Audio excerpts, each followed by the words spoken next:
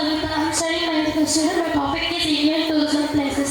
Historical places, Taj Mahal, Agra, one of the 7 wonders of the world.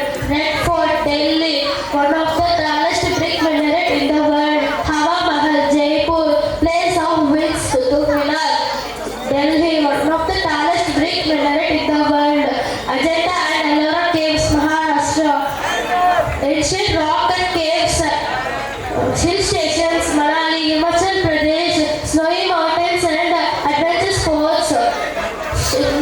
Himachal Pradesh, beautiful colonial hill stations, Darjeeling, West Bengal, famous for tea gardens, beaches, Goa, famous for beaches and nightlife. Andaman and Nicobar Islands, clear blue water and coral reefs. Thank you. Very good, Anna. Nice. She explained the importance of each and every place for Anna. Throughout India, which place is famous for what? Very good, Anna. Keep it up.